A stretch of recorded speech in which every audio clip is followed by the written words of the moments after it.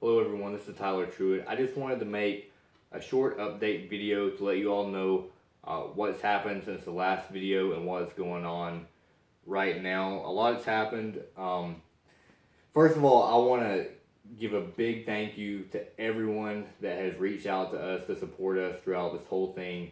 Whether you emailed or shared our story, or some of you have even come out to our court proceedings. And for those of you that have donated to our GoFundMe, thank you so much. That has been such a tremendous help. And I want you to know, even if you just donate $1, what a powerful statement that is. Because what that says to me and what that says to everyone looking at this is that you now have something invested in the outcome of this case. And I think that's so powerful to look and see how many people are willing to give their own money to see a positive resolution to this case. So thank you so much for that. When we last left off, we had requested a jury trial for the zoning violation, and we were awaiting the second municipal trial for the condemnation of the house. They had condemned our house for what they call unsafe living conditions because of the fact that we don't have city utilities hooked up. And all of the evidence that the city was going to present for this trial had already been heard in the previous trial, which we had appealed to the circuit court for the jury trial.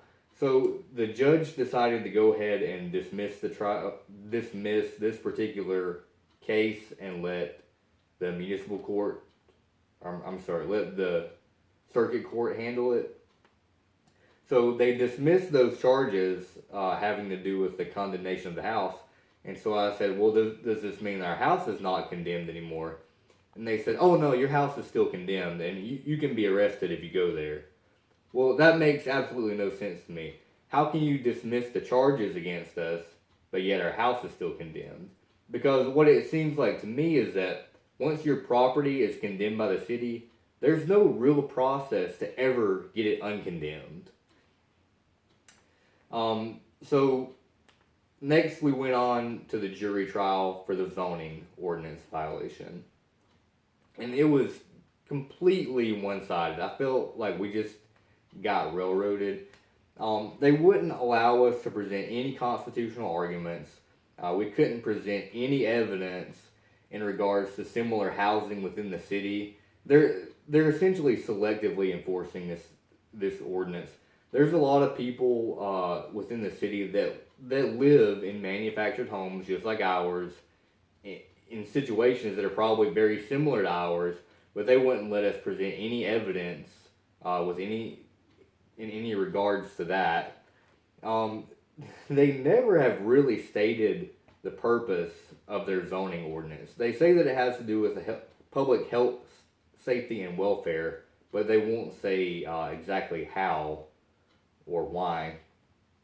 They never really define the term trailer, which kind of is what the whole trial was hinged on. They told the jury that a manufactured home and a mobile home and a trailer are all the same thing for the purposes of this ordinance, but they never gave any legal definition for that term. The judge stressed that the only thing that we're here to deal with is Mr. Truitt's guilt. And I'm going to read you some excerpts from the transcript. Oh, by the way, this is the transcript. It's about 300 pages, but I'm just going to read you a couple quick little things to show you a little about what I'm talking about. This is the judge speaking. He said,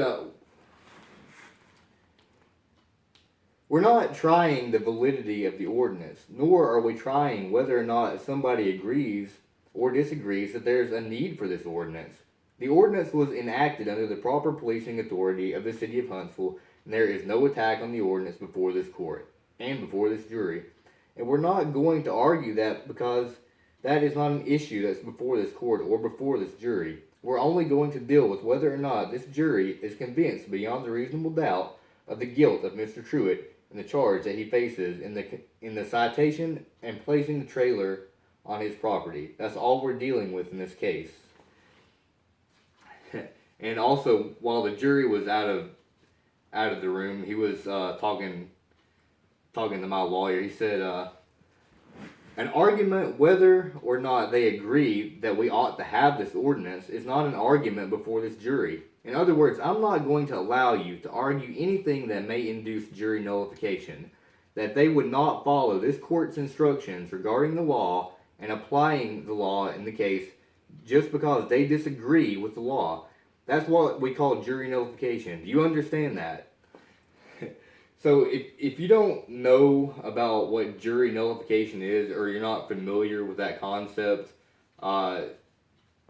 you really should go and read about that, because a jury has the power to acquit someone based on their opinion of the law. Does it actually apply in this case, and is it reasonable to apply in this case?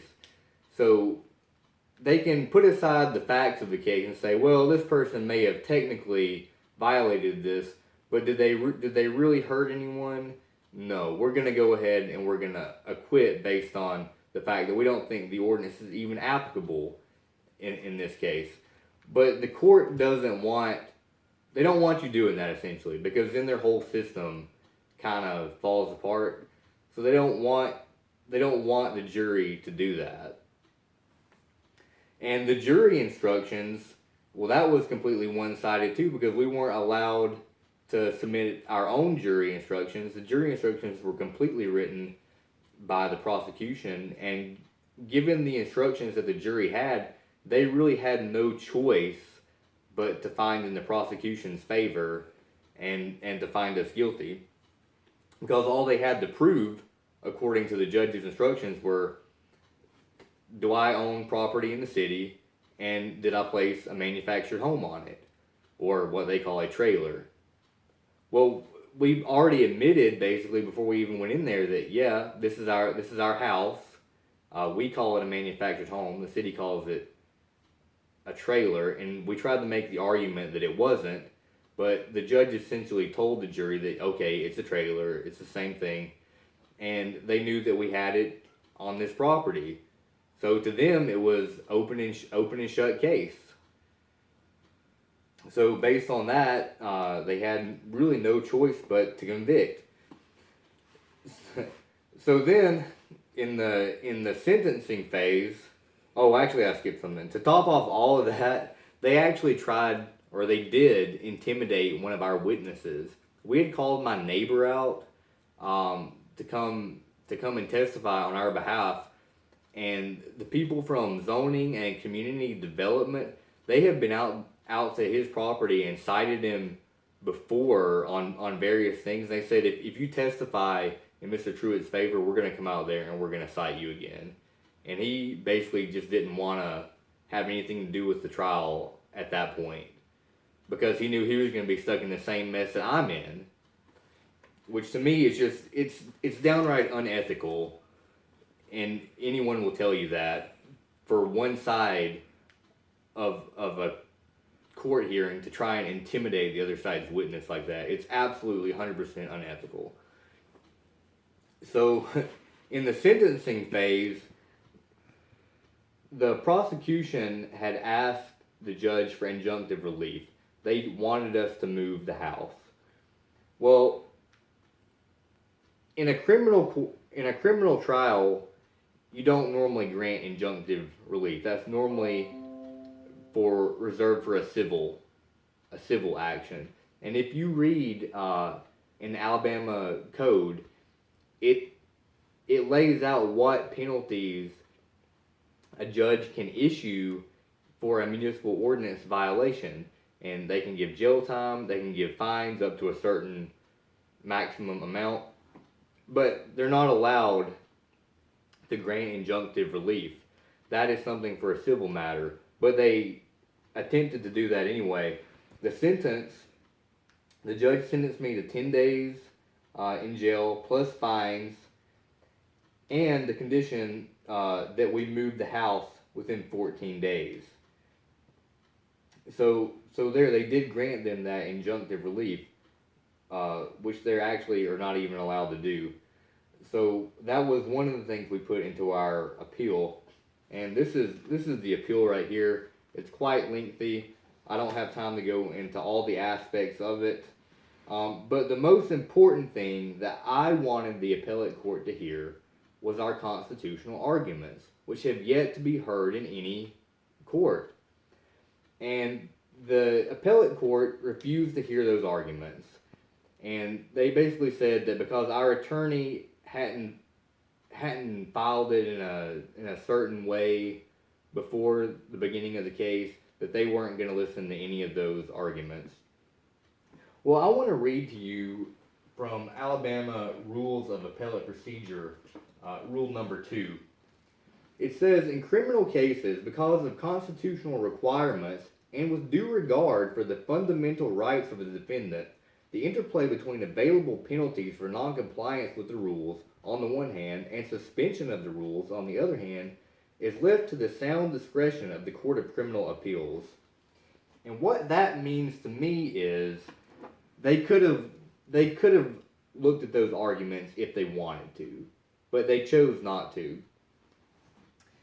And they basically didn't want to do anything that would have a favorable outcome to me in this case. I believe that they didn't want to do that because they don't want to set a precedent. They fear that if I get a favorable outcome in this case, then that sets a precedent for anyone else that's trying to do the similar things to what we're doing, and it could invalidate their entire structure of these unlawful and unjust ordinances. So that's why they just don't want to hear any arguments that has to do with the constitutionality of their ordinances. And all the judges at the appellate level and at the circuit court that we've dealt with so far, these judges are elected officials. And I think that it might not hurt to remind them of that sometimes. That's really all I have for you in this video. We're going to leave some contact information in the comments section for those of you that want to contact some government officials in regards to this. And again, thank you for watching this video, and just stand by for further updates. We will be coming out with more videos hopefully soon. Thank you.